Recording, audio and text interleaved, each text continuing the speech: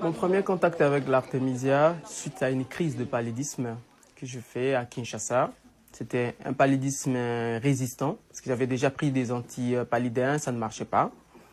Et un ami qui travaille déjà avec l'artémisia m'a proposé la plante comme traitement. Je lui ai dit, bon, je n'aime pas les charlatans avec les plantes qui traitent avec des plantes. Il a insisté beaucoup. Et le troisième jour, je me sentais déjà très bien. Il n'y avait plus de maux de tête, il n'y avait plus de fièvre, ainsi de suite. Et à la fin du traitement, le 7e jour, je suis parti refaire les examens des laboratoires. Tout était vraiment très bien. Je n'avais plus de plasmodium.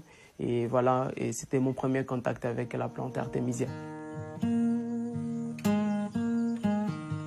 Impressionné par ce résultat, le docteur décide de consacrer la suite de ses études à la plante. Son diplôme de médecine et quelques feuilles d'artémisia sous le bras, il entame une maîtrise S-Sciences à Paris. Après 3 semaines d'analyse, nous étions vraiment très étonnés par le résultat que nous avons observé au laboratoire. Le professeur qui travaillait avec moi était très étonné. Elle a refait les examens elle-même. Je me rappelle encore l'un de mes professeurs qui me dit, voilà, et ça c'est une bombe.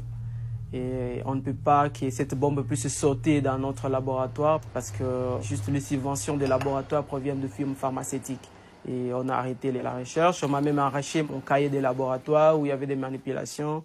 Et tous les échantillons d'artémisia que j'avais amenés au laboratoire étaient confisqués. On a amené ça au bureau du directeur des laboratoires. Pratiquement exclu de l'université et privé de bourse, le docteur Mouniangui refuse d'abandonner. Il prend contact avec Lucille Cornet-Vernet, qui va l'aider à poursuivre ses recherches. Nous avons décidé ensemble, en fait, de monter une grande étude aux normes de l'OMS. Donc c'est un peu compliqué, c'est randomisé en double aveugle, etc. sur un échantillon significatif de personnes. Donc là, on a fait sur 1000 patients. Et donc j'ai à ce moment-là commencé à chercher les fonds.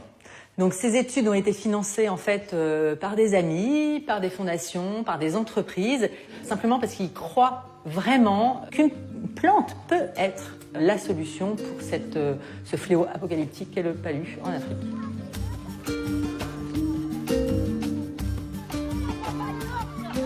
Une fois le financement acquis, le docteur débute l'étude au Maniema.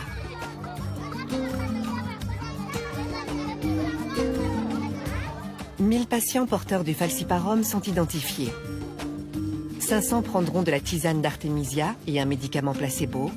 500 autres, un médicament ACT et une tisane placebo.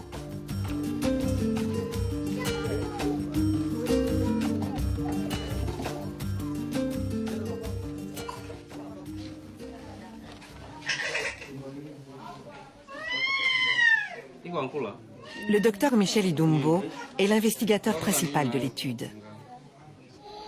On diagnostique le paludisme, on prélève l'échantillon, donc le sang, avant le traitement, puisque ce sang-là devrait être examiné à un laboratoire du niveau supérieur, là où on peut, faire la numération des charges parasitaires.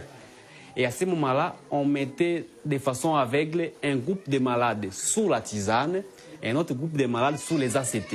Et nous avons fait 4 mois en train de récolter les données chaque jour. Donc avec les ACT et la tisane, les deux avaient un bon résultat clinique. Mais quand vous faites la parasitologie, vous allez trouver que les malades qui étaient sous tisane, il y avait disparition de la charge parasitaire. Mais tandis que les malades qui étaient soumis sous traitement ACT, il y avait encore des parasites dans leur sang, même si leur état clinique était déjà amélioré. Oui. Les résultats sont en effet spectaculaires. Alors que les médicaments ACT sont jugés efficaces à 80%, la tisane affiche un score de 97%. Et sans effet secondaire, contrairement aux médicaments. Le résultat était surprenant, positivement, et c'est là que les ennuis commencent avec la médecine conventionnelle. Quel genre d'ennui?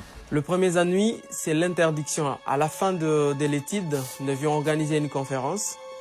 Lorsque nous avons remis le résultat au médecin-chef des zones, tout de suite, il s'est interposé. Il a dit, j'interdis, cette conférence n'aura pas lieu et je préfère que Jérôme puisse se taire et pas communiquer ses résultats à la population.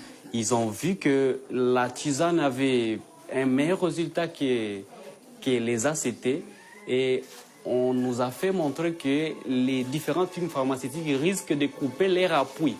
Et on a trouvé qu'il y avait orgueil, on m'a démis de mes fonctions.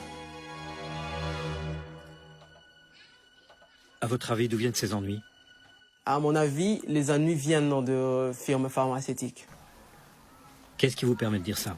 Après les publications des résultats, on a dit aux patients que voilà, la tisane était efficace et eux-mêmes l'ont observé. Et là, les patients n'achètent plus les ACT en fait. Nous devenons de plus en plus gênants.